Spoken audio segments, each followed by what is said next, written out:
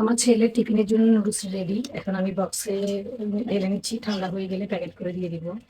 কি লোভনীয় হয়েছে দেখেন। এই স্টাইলে ভেজে খেয়ে দেখবেন, অনেক মজা লাগে খেতে।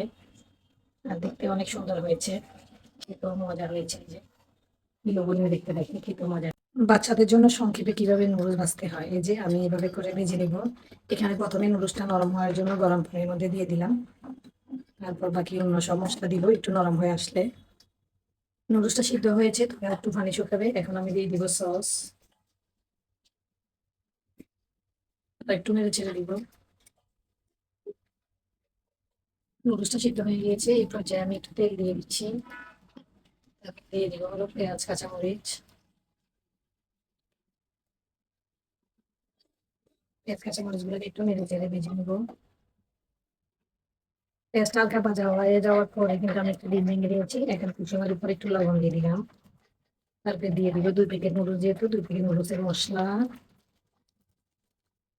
মশলাটা আগে দিলেও হয়, আমি এখন দিচ্ছি গ্রামটা মজাটা আরো ভালো হবে।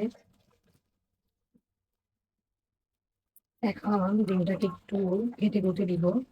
এখন ডিমটাকে লাড়বো না, ডিমটা একটু শক্ত হয়ে গেলে ঝুরো ঝুরো করে ভেজে মানে উল্টো পাল্টে দিব। ডিমের উপর একটু সস দিয়ে দিচ্ছি, তাহলে ডিমটা খেতে ভালো লাগবে। সসটাকে এখন একটু ঘেটে ঘুটে দিচ্ছি ডিমের সাথে মিলে যাওয়ার জন্য। এখন আমি ডিমটাকে ভেঙে নেবো, এই যে ডিমটা শক্ত হয়েছে। এখন একটু ভেঙে টেঙে এই তো নুডলসের সাথে মিলিয়ে নিলে আমার নুডলসটা রেডি। এটা আমি আমার বাচ্চার জন্য এখন টিফিনে পাঠাবো। আমার বাচ্চার স্কুল একদম আমার বাসার সাথে। তো ও বাসায় ভাত খেতে আসে না, স্কুল ছুটির পরে টিফিন খাবে, তারপর একসাথে স্কুলে কোচিং করে চলে আসবে, এই জন্যই খাবার পাঠাচ্ছি।